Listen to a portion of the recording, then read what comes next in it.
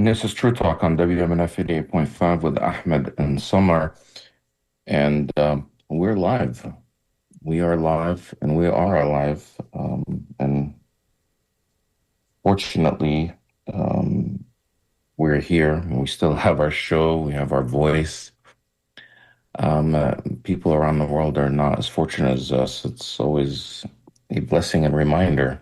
Remind myself that we have it so much better than other people around the world. I'm joined by my co-host, my dear Samar Jarrah, who's with us, and she is joining remotely from Southwest Florida, where she says a storm just started. What's Ahmed, I happening swear there? to God, it's almost like a mini hurricane.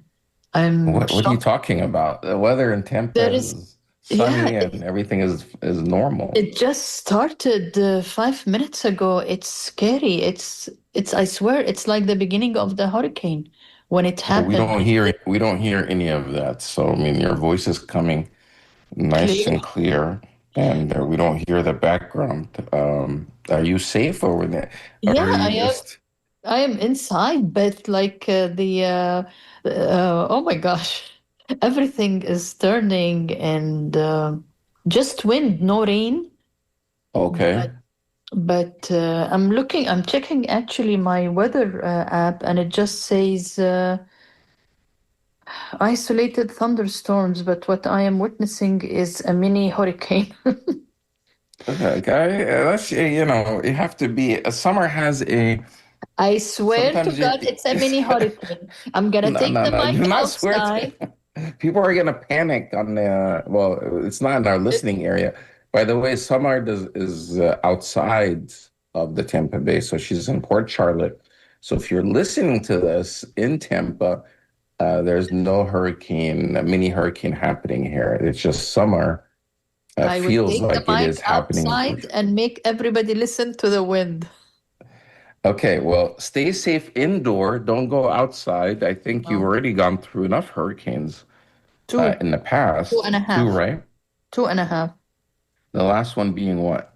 Um, there was one between Ian and Charlie. I can't remember the name. We didn't get a lot of damage, but lots of rain and debris. I can't remember the name of it. Mm. Which hurricane caused the most damage? Because I know you had been working on your house Charlie, for quite some time.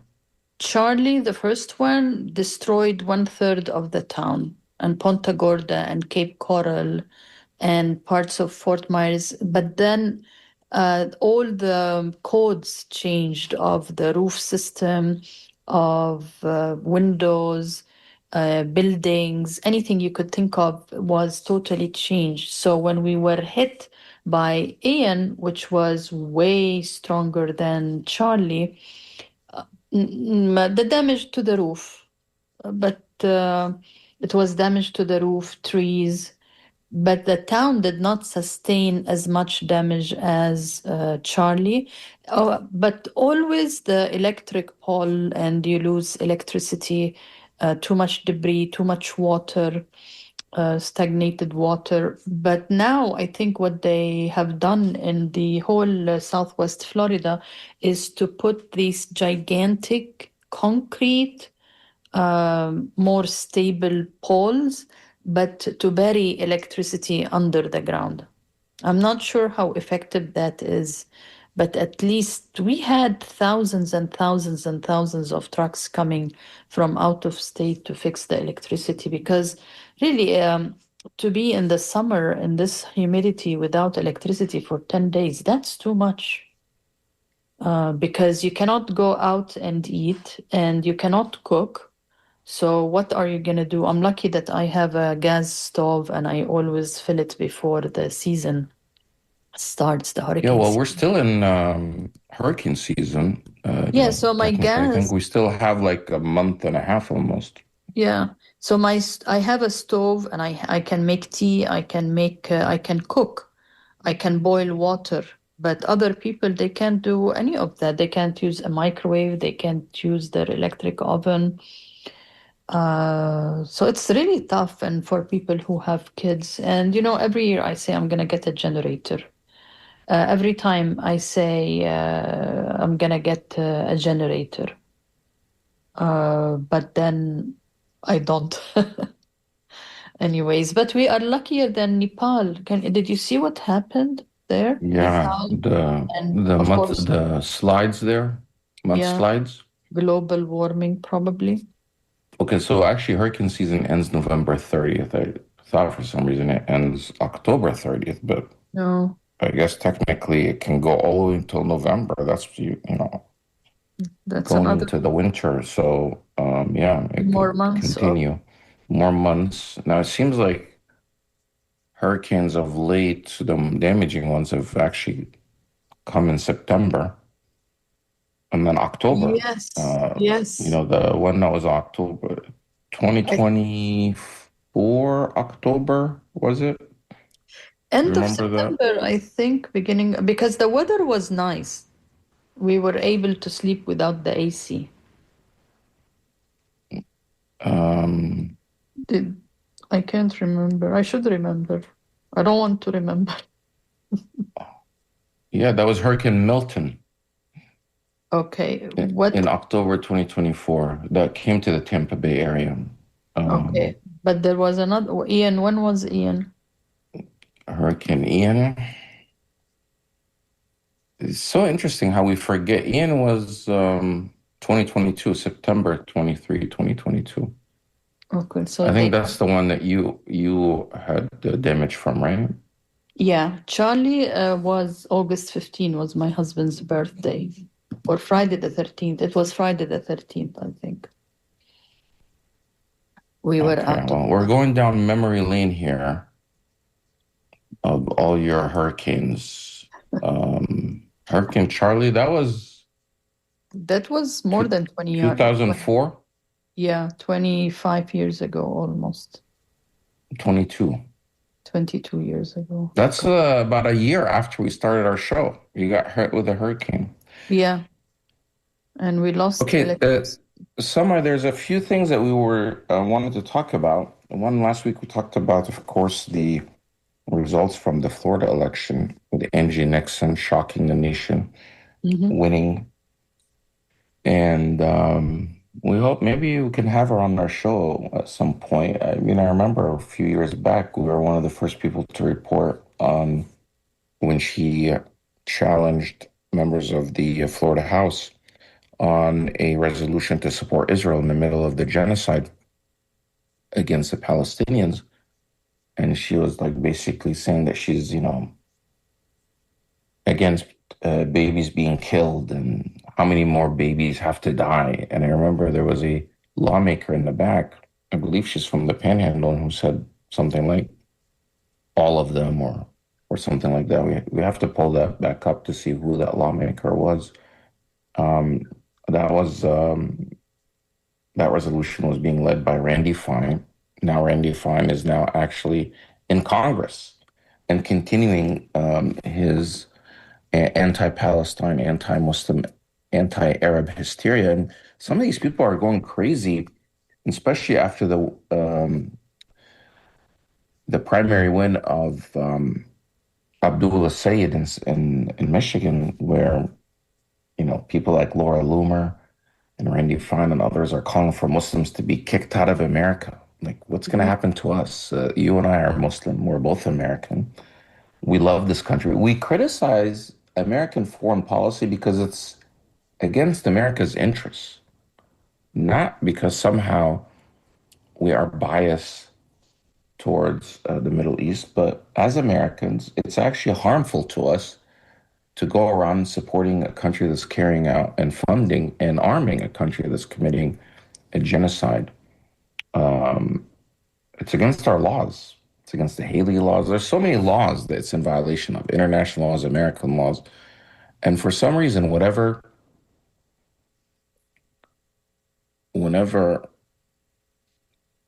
um, we bring that up, then they say, well, you're biased, or they use the anti-Semitism card. For some reason, our studio is saying that your voice is more clear than myself. I'm not sure if that's true or not. You can hear me clearly, right? Samar? Yes, Ahmed, I can hear you very clearly. Yes, I don't know why Frank Maybe in or the beginning it was. Uh, but so that's the thing. actually, It's constantly actually, they try to weaponize this issue of anti-Semitism anytime, and now everybody, even Jewish people who criticize Israel, they say, "Oh, you're anti-Semitic." People who are like, regardless of who they are. Now they call Tucker Carlson, who was, they were a huge fan of before, and now he's anti-Semitic. Anyone that challenges and calls out what Israel is actually doing is somehow anti-Semitic. We've been accused of that for so many years, but anyone that checks the record obviously recognize that no, it's not. And I'm sure some of our most loyal listeners are, some of these pro-Israel groups and activists who constantly contact the station and complain that somehow we're pushing this a bias. No, the facts speak for themselves. And anyone that says otherwise, that a genocide is not being committed, that Israel is not violating the law, it's just that's who's bias. And past atrocities against the Jewish people, which are true, like the Holocaust, like you know the pogroms that happened throughout Europe, which were conducted by European Christians, not Muslims, that cannot and should not be weaponized by the state of Israel to create more, to create genocide and to ethnically cleanse people. That is not allowed. A lot of times when you challenge people, they say, well, look what they've been through. Yes, in honor of and in memory of those people, never again should be applied to all people, not only a select few of people. And you and I know a lot of Jewish people who are against Zionism, and more and more people are calling it out. There was a podcast that I saw, and I hope I can get this guest on, who actually also wrote a book about what he describes as like the cult of Zionism. And these are former Zionist people, Jewish people that grew up in Israel that are speaking out against what they've actually been manipulated to think of the world. And it's very difficult, according to those individuals. I mean, I don't want to speak for them. Hopefully, we can have them on in the future to get out of that type of cult. Um, and I'm not talking about Judaism. I'm talking about specifically this hardcore Zionism, where they believe Zionist nationals, or it's a form of nationalism, that they are superior to other people. You can't have that in this day and age, um, you know, or in any age. That's unacceptable. So, how do you deal with, and do you still even? I mean, I think you used to care when people try to attack you with that, but does it still bother you when you're attacked and they try to label you or our show as that? me personally, I was not like accused of anti-Semitism because I always start my lectures by explaining Semitism is about a language. So an Arab is a Semite, a Jew who speaks Hebrew is a Semite, a Iraqi, a Kurd, depending on the language. So, no, it is more of, I would not be called anti Semitic as much as like anti Israel or anti American. But these things don't take much, Ahmed, to refute, especially if you are in a setting of like a church or a synagogue or a civic center where I used to lecture a lot. You talk to people, you give them a few facts, and they start asking you questions. Like I remember one time I was invited to some town, maybe like an hour away, and this guy starts like his body language is a little bit aggressive, and he's telling me you should change the Quran. and what's written in it. I said, why? He said, because you people have to kill Christians and Jews, blah, blah, blah. That's before the lecture. I said, okay, it's going to be very interesting. By the end, Ahmed, when I explained, for instance, indirectly the meaning of jihad, what is Christian and Jews in Islam, and the fact that at this moment you will find synagogues and churches all over the Muslim world. So, if we were required to kill Christians and Jews, we would have done that when it was an Islamic civilization and an empire. But no, they preserved it, they flourished. And by the end, he came to me and he said, excuse me, do you have an extra Quran? Where can I buy one? So it doesn't take much, Ahmed, to to talk to people, but there are people who are on a mission. And when you were away, Ahmed, I had a chance to talk to a very bright young American journalist, Nick, and he spent almost 50 minutes explaining $100 million budget by the state of Israel, not by a Jewish lobby, but it's the state of Israel spending $100 million not only to spread Islamophobia or propagate and to say that there is no genocide and to garner support for the state of Israel, actually to change the information out there to influence ChatGPT, Claude, and such services. And he mentioned, Ahmed, maybe there are 10 websites that are spreading this information, which all of it is false, denying that there is hunger, denying that there is poverty in Gaza or that there is lack of water, and paying $100 million. So there is a very systematic effort to change reality. But at the same time, I also interviewed Dr. Hatem Bazian, and he spoke about whenever any extremist group, for instance, like MAGA, let's say, or a side in the Republican Party, who, when they have no policy to talk about, they talk about Islamophobia. Same thing with Israel. There was a study commissioned by the state of Israel to see how is it possible to change the young people in America who are very, very vocal against the genocide. They said it is hopeless. There is no hope. The only way you have to do it is to replace it with another issue, and the best issue is always Islamophobia. So I don't know. I went on a tangent here, Ahmed. But did you? That is not a tangent, Samar. These are all facts. And in fact, The Guardian just yesterday published an article that says fake United States think tank set up and funded by Israel sought to game AI for propaganda.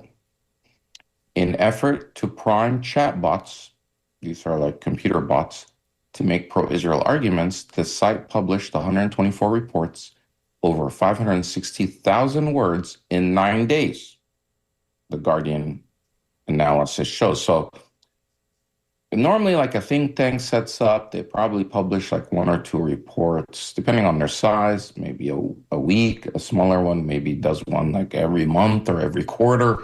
And then over time, they, amass, it might take them 100 years, or not 100 years, like 10 years, 5 years to actually get to 124 reports, because these reports are usually substantive. But in this situation, the Guardian's investigation found that they had published this fake, like basically just created a fake think tank, made it look like it's legit, and published 124 reports in 9 days. And then that's designed to impact like ChatGPT and Claude and others. The article goes on to say a pro-Israel messaging website badged with the name of a think tank that does not exist has published more than 500,000 words in 9 days, built a commercial platform that promises to optimize content so that AI chatbots will cite it. The site gives Israel's position on subjects including torture of Palestinian prisoners, Israeli war crimes, and whether Israel has deliberately starved Palestinians in Gaza, all presented as neutral research. The New York media production company called Piro Inc., Piro Inc., filed the site with the U.S. Justice Department this month under the Foreign Agents Registration Act, FARA, a 1938 law that requires anyone working for a foreign government to formally disclose it. So people would normally not know this except that because it was disclosed by this act, the Foreign Agent Registration Act, FARA Act. So because they're getting paid, the company PIRO is getting paid by a foreign government, then they have to disclose it. So I guess they got paid to create this fake site. The site publishes in the name of Hanover Institute for Public Policy. That's the fake think tank that does not exist, which apparently does not exist as a legal entity, but it does sound like another one called the Hudson Institute. So they're trying to, just kind of play off that. And that's all it took, created. They probably used ChatGPT or others to create those 124 reports anyway. That's how they're trying to game AI because they feel like they lost to social media. And we've seen a lot of those conferences where pro-Israel advocates and politicians are saying, hey, we lost the social media war, we lost TikTok and losing Instagram, but the next frontier, the real frontier, is going to be AI. Most people are in the future. A lot of them are doing it now, use AI chatbots to ask questions about things and rely on it and trust what it says. So now they're trying to influence those different AI companies, whether it's like ChatGPT, Claude, or Gemini, and it's happening. And you see the results. I don't know if you saw, like a week ago, it was trending this thing where if you asked Google's AI chatbot Gemini and just simply write in there, you can go to Google and then click on AI mode and say, with an Egyptian. Did you see that? That was trending? No. So you do I am Egyptian? No, I am with an Egyptian. And then what happened? Um, no, I am alone with an Egyptian. I Later? am alone with an Egyptian. And then when you type that in, I don't know if it's still there. Right away, the first response from Uh-huh. Gemini says, if you are in a situation, this is the first words I'm reading from Gemini. If Okay. you are in a situation where you feel unsafe or need help, please use these emergency numbers. In the US, 911, in Egypt, 122, Seriously? worldwide. That's the Are response, you I serious? swear. Go search it I yourself. am Type gonna it go now. in Google. Yeah, you could make a tweet about this for the Egyptians so they can go My crazy. God. In Arabic. But it says here, I am alone with an Egyptian. Google's AI Gemini replies and says, if you are in a situation where you feel unsafe or need help, please call these emergency numbers. That's all it says. Okay.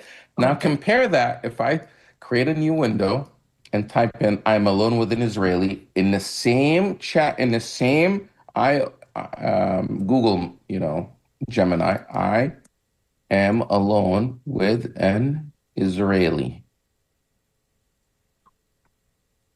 And this is the first response from it. Sharing space with an Israeli person is just like being with anyone else. Nationality does not define a person's character, intention, or behavior. Do you see the difference? Huge contrast. Okay, let me repeat this again for those that are not listening. And if you don't believe that, that these chatbots are biased, type in the exact same words, I'm alone with an Egyptian. And the first response you get is if you are in a situation where you feel unsafe or need help, please use the emergency number. And it gives the emergency numbers. If you type the same thing, I am alone with an Israeli, the response is sharing space with an Israeli person is just like being with anyone else. Nationality does not define a person. You guys will not believe unless you actually do it Do yourself. it. Ahmed, Okay. I And went. then it goes on to say if you're looking for advice on how to navigate the situation and start a conversation, consider the following. Focus on common ground, keep boundaries if preferred. Maintain mutual courtesy. Those are the things that Ask, can Google you tells you. put in, can I talk about genocide in Gaza with him? No, I'm not gonna put that's I Ahmed, mean, I okay, could I go, have a news but item. maybe I don't know if it applies to all people of color or people in Africa, but definitely Egyptian, it somehow got trained to have bias against Egyptians. Let me see what Or it would say. I'm alone with a Palestinian. okay, let me read this news item. This is 5 days Okay. ago. Google's AI has come under heavy criticism after multiple activists flagged its anti-Muslim bias. Several online users expressed outrage after reading Gemini's response to the statement, "I am alone with a Muslim." The platform's first response was, "If you are feeling unsafe or facing an emergency, please leave the area or call 911 immediately," which was seen as an Islamophobic response. Screenshots of Gemini's answer were shared online by multiple activists, including Palestinian American Imam Omar Suleiman. And he said, haven't you learned your lesson from how terrible your search was on Islam? Now, okay.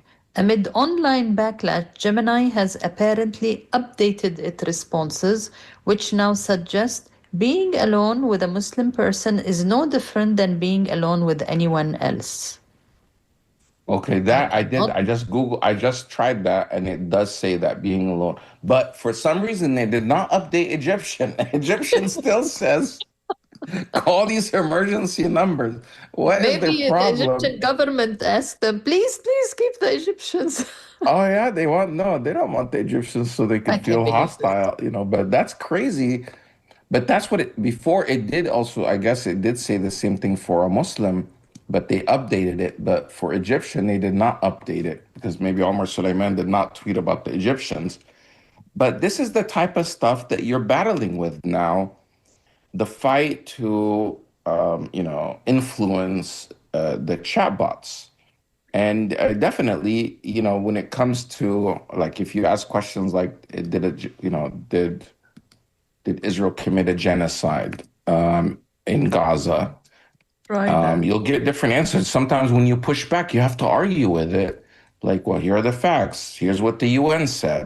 All these different agencies, all the genocide experts around the world have declared that it is a genocide. And then at the end, I say, well, yeah, you're actually making a valid point, but again, the default is to push back against those narratives, and that's what $100 million will get you, Mhm. because these things can be programmed, and that's basically our future when it comes to AI and those AI, you know, data centers and chatbots and softwares and platforms are supposed to be the ones controlling and running the world in the future. At least that's what people claim that that's what's going to happen.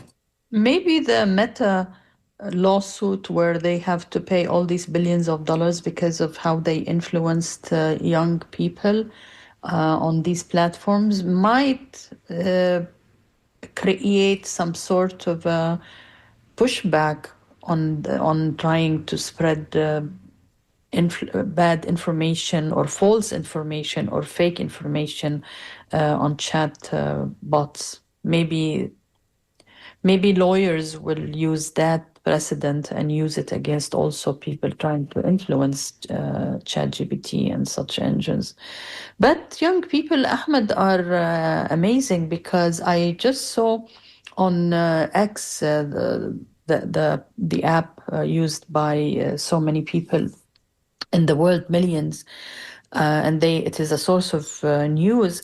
Many young people have created websites where they uploaded every single shot and every single um, uh, like phone videos that came out of Gaza that documented either bombing or body parts or anything you could think of. And they keep moving it from one server to the other to keep the evidence alive so people can find it immediately if they are looking for it. The other thing that I read on Muhammad Shahada. We had him one time, maybe last year, a very brilliant young American journalist. He was working with New York Times, and then New York Times decided that they don't want him anymore. Anyways, he's in Europe now and working in some nonprofit. And he said he has AU people from I forgot the European Commission or something, that Israel is sifting and taking all the debris from Gaza to remove human remains and to cover up the genocide in case, when things have cleared, when Kushner gets his way and he's now want to develop a Riviera on the Gaza shore and they start digging, they will not find the body parts that Palestinians keep finding whenever they try to clear up an area on their own.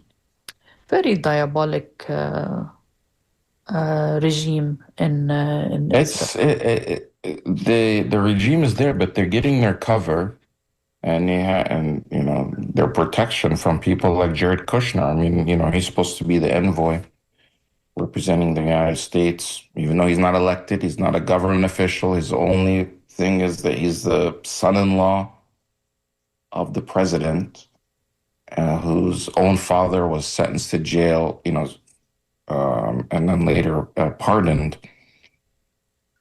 And there was news this last week that he actually has been meeting with the leader of the Democrats, Hakeem Jeffries, and people are angry that the leader of the Democrats in the House, Hakeem Jeffries, have been meeting with Jared Kushner, especially when the Trump family and the Kushner family are making so much money, corruption, um, because of their position and in the White House and Jared Kushner's proximity to the White House. Like, he's going and he's supposed to be on this board of peace and, negotiated a peace agreement.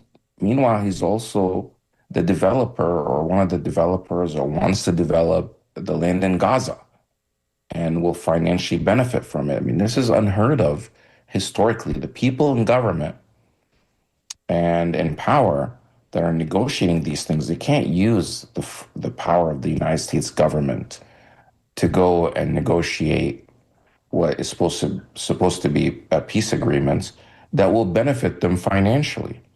And that's exactly what's happening there. And it's really disturbing. And there was a actual interview by somebody, one of the hummus, I'm using that word on purpose instead of their real name, just for censorship purposes, um, leaders who basically said that, they've been abiding, and the international community has acknowledged this, that they've been abiding by Trump's peace plan since last year. But Israel has not. Israel continues to attack and kill people in Gaza up until today, and they're not abiding by it. And there are several reports that Israel has been trying to sabotage Trump's peace plan. They've have not allowed aid in. They haven't allowed reconstruction. They haven't allowed. They haven't pulled out from the areas that they're supposed to pull out from in the different phases. And the responses that they keep getting from Jared Kushner, who Jared Kushner is very close to Netanyahu. When Netanyahu used to come to the United States, when Jared Kushner was a child, the Kushner family and Netanyahu's families were so close that Netanyahu used to spend the night in Jared Kushner's home. And like he basically used to play with him when Jared Kushner was a child. This is like an uncle. Netanyahu is like an uncle to Jared Kushner. So how is he a neutral person in all of this? But Jared Kushner is telling the Palestinians, the ones in Gaza, that be patient and be more sensitive to the position that Netanyahu's in, because he is currently in a heated election, that he may lose power, so he can't implement these things in the peace agreement because that will weaken his position in Israeli politics, meaning like the Israeli electorate, people that do the voting are so right wing that uh, they may vote against Netanyahu if he agrees to any of these peace agreements or pull people out, and they'll vote somebody even more hardline. So be sensitive and wait until the election is over. And the Palestinians are saying, well, our people are dying, our people are getting killed, and they're being starved. So we can't wait anymore. You want us to just keep waiting because of political reasons for Netanyahu. And there's no guarantee that even after Netanyahu's election, if he even wins, that he will fulfill those promises. I mean, this has been the story for the Palestinians for decades. Empty promises, keep waiting, you're going to get your state. It never happens. Meanwhile, settlements are continuing. Settlers are attacking and doing pogroms all over the West Bank, not even in Gaza. And the likelihood of a Palestinian state at this point is non existent. They're taking all the land. And Netanyahu and his government, and even other government, even the opposition, many of whom will not at this point even promise or commit to a two-state. The only people talking about two states now are some Democrats or some people in Democratic leadership, um, and they know that it's never going to happen. And it's if you look at the writings of the founding founders of Israel and all the writings since, it was always obvious that they want a one state only for Israelis, and the Palestinians and Arabs, Muslims all have to be pushed out and would only be for the Israelis. This is the reality, and that's Netanyahu the said that plan. many times lately, Ahmed. Huh? Netanyahu said that many times lately, in Hebrew Yeah, and but somehow they keep talking about even Hillary Clinton just recently, maybe one or a couple of days ago, was saying that the problem is Netanyahu. That somehow because people are asking, should we're asking on this forum or in this panel, should America reconsider its commitment to Israel, the Democratic Party?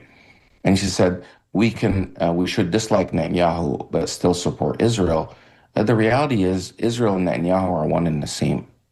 At the end, whether it's Netanyahu or others that are been in power, it's always been the same, plan all along. Netanyahu at this point is vocally, he's not hiding it anymore. He's just being very arrogant about it. In your face, this is what that's what they plan to do, and no one can stop them. In the past, people used to, do double talk, even Netanyahu himself. To the Israelis, he would never talk about two states, but when he came to the United States, he would talk about two states for some time, but he hasn't talked about two states for maybe a decade or more. Um, Nobody in Israel at this point, in the political leadership, is promising anything about a two-state, and it's only one state, only for Israelis or Jewish people. It does not have a place for the Palestinians. yes, Ahmed, I think it's double talk to keep talking nonsense and to insinuate that it is the Palestinians who refuse to have a Palestinian state, and that we have to behave as Palestinians, we have to do this and that. Very colonial, white supremacist kind of the way they deal with the Palestinians. You have to do this and you have to do that and you have to score A plus. Okay, what does Israel have to do? Nothing. As we speak, Ahmed, one young person is injured now in Gaza because they attacked an electrical bicycle near an area. And then another one northwest of Khan Yunis, they attacked young people. And lately, if Palestinians in Gaza fly kites or balloons, they will be bombed and they will be shot at by these drones. There are drones continuously hovering over every spot in Gaza, So now, if the children, because that's what kids do, fly kites, they will bomb them. Oh my gosh, I'm looking at. And now I'm reading exactly what is happening now, Ahmed, via X. Israeli forces carried out a massive explosion operation in the town of Beni Hayyan in southern Lebanon. An Israeli drone strikes a group of civilians near the supply area south of Shati refugee camp west of Gaza City. This is all happening just now as we speak. Yet the Palestinians are finding ways to try to purify and desalinate the water from the Mediterranean to be able to drink. They have makeshift kind of classrooms to study.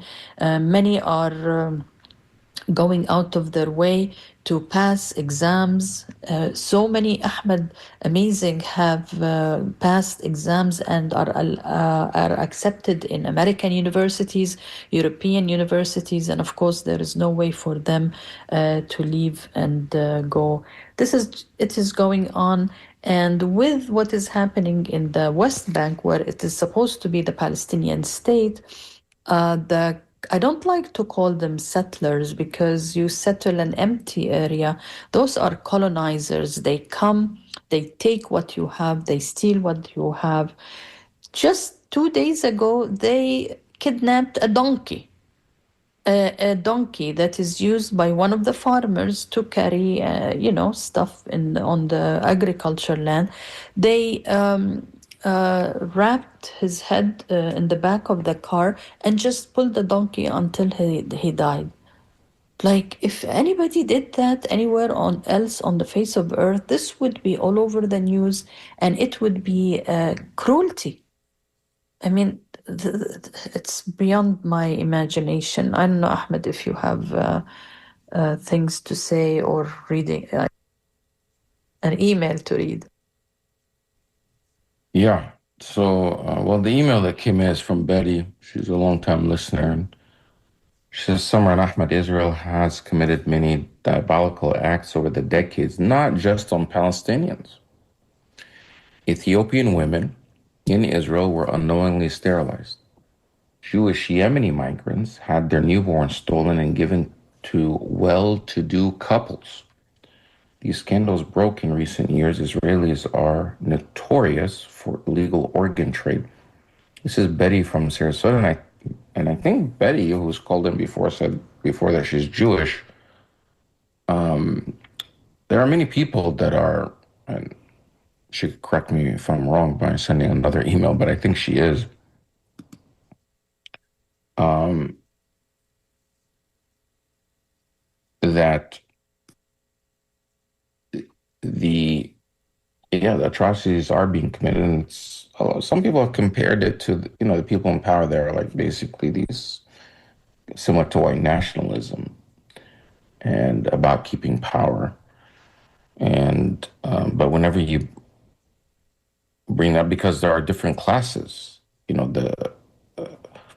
the highest class or level in Israel, are these the white European Jews from Eastern Europe, Ashkenazis. But if you are Mizrahi or Sephardic, Mizrahi are like, I guess, the Arab, Jewish people, which is actually, those are Semitic. They're closer to the children of Israel than the Ashkenazi Jewish people, and then the Sephardic Jewish people, which would be like more from North Africa and Spain, the Sephardic Jewish community, which are seen as lower than the Ashkenazis, and then you have the Ethiopian, the Black Jewish people, and they're the lowest level in that system. And then you've got the Palestinians even below that. So they have this kind of class system, and then they have license plate system, and they have zones, and depending on where you live, where you can go, and that applies to you know everybody.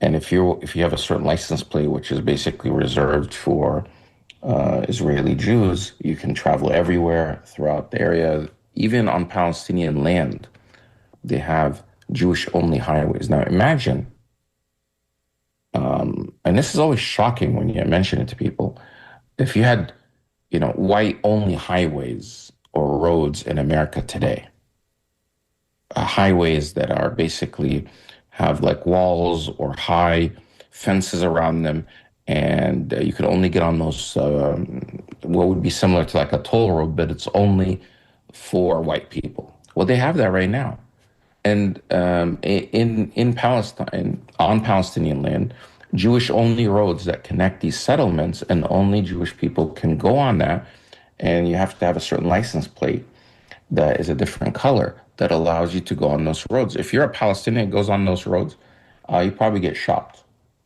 And this is not on Jewish land. This is not on Israeli land. This is on the Palestinian land, the West Bank. They have these type of roads and access to water. Uh, you know, Jewish people within Israel. When they talk about apartheid, these are the examples of apartheid. They can have as much water as they want for cheaper rates. The Palestinians have to pay more for it, and it's a lot more limited.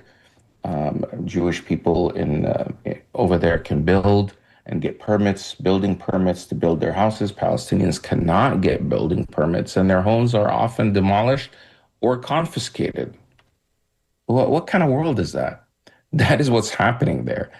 These are real live examples. So these are even people, these are not fighters. These are just people that are living within, on their own land that's supposed to be the future Palestinian land, because Palestine, on as far as an actual country, does not actually exist right now, which is always frustrating whenever they have Arabs or Muslims on some of these TV shows or news outlets or even some forums. They'll right away, or even some, politicians, candidates who criticize Israel, they'll right away ask them, well, do you believe in Israel's right to exist?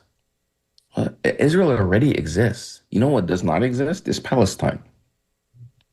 Yeah. The people, the indigenous people of that land, they don't have a country, and they've been promised a country ever since since their land was divided up, and they never got it. The only country that keeps expanding and doesn't even have borders is Israel. They will not define what their borders are, and they keep expanding their borders. And right now, they're occupying southern Lebanon. They want to take that. I think one of their right-wing politicians, Smotrich, just announced or launched, the Greater Israel Project to include southern Lebanon and parts of Syria, and they want to grow from there. Egypt and parts of Saudi Arabia. Ahmed, I want to, because we're Yeah, but running I'm out. saying the part that he announced yesterday was these Oh, parts they don't have control of in the Egypt or Saudi Arabia yet, but that's the okay. future phases of the Greater Israel Oh, Project. okay. I want to just mention, Ahmed, the UN Security Council briefing that took place yesterday, because it is really very disturbing. The lady who was talking, her name is Athena Rayburn. Rayburn, and she's executive director of the Association of International Development Agency, and we are talking about 100 humanitarian development agencies and NGOs who are operating in the occupied Palestinian territories in the West Bank. And she detailed, Ahmed, in details the restrictions that Israel is imposing on Gaza. For example, scissors, crutches, wheelchairs, and prosthetic limbs are not allowed to go into a population that has the highest number of amputees. So they do need these prosthetic limbs and crutches and wheelchairs. So it is double whammy. You cut their limbs off, but at the same time, you take away all that. Very, very restricted engine oil to enter, and which drove the prices to 45 times the normal levels. And of course, the hospitals and ventilators and the kidney machines, all these things, they require, of course, the oil. The dialysis. Dialysis, yes. The other thing, Ahmed, they do not allow onions, watermelons. Like what? Watermelon and onions. And all our food is either onion or garlic or both of them. Um, Maybe the watermelon because they're punishing them because, watermelon has now been identified with this is like the alternative flag for Palestine because it was banned to fly that flag. So Palestinians started using watermelon as their symbol, and now it's gone all over the world that many people will have like little watermelon lapel pins or so something on on their outfit, watermelon, and as an accessory, and that shows that they're in solidarity with the Palestinians. So maybe they're trying to because what can you do with a watermelon? How is that a safety issue? I have no How idea. is a prosthetic leg a safety issue? This is just to all of this is designed so the Palestinians give up and leave, so they can just say it's not worth it. And despite everything that they've done to them and the genocide, the Palestinians are being resilient. They don't want to leave their land where, because they know they'll never come back. And there's something about being connected to your land that you've been there for generations. You know, you and I, Samar, yeah, we migrated to America. I mean, I came, with my family and my parents, but knowing that there are other Egyptians there, it's not like if I left, we're going to disappear and there's no more country. But literally, if all these Palestinians that you're trying to drive out, then there's no more, like their lineage, their heritage, their people, their language, their culture that has been there for centuries and centuries just disappears. That's the type of ethnic cleansing we're talking about. I am reading now again about what they have done. They have redesignated the permits to 38 agencies. So now less and less and less people are able to get any water. Nicholas Christoph of the New York Times, he says Gaza has the highest concentration of child amputees in the world. At the peak of Israeli bombing, 10 kids were losing limbs on a daily basis. And this is all facts by the United Nations documented.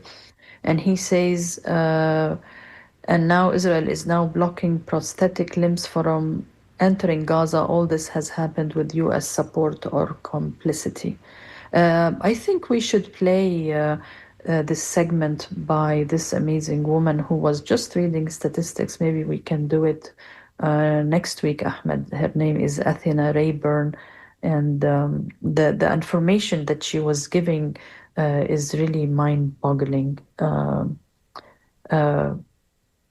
the Yeah, I mean, I ability see of it. It's yeah, well, the it's not that ability long of of a clip. the We have ability. Yeah, what? mhm. Oh, we have two we minutes. don't have enough time to play it today, but Yeah. and we do have our fund drive coming up, and is that in 2 weeks?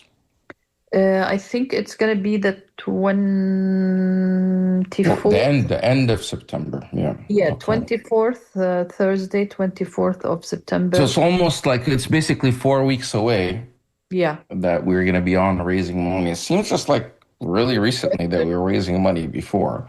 But people love Um, WMNF and they should keep listening to WMNF and supporting it, Ahmed, because there is no freedom of speech anymore.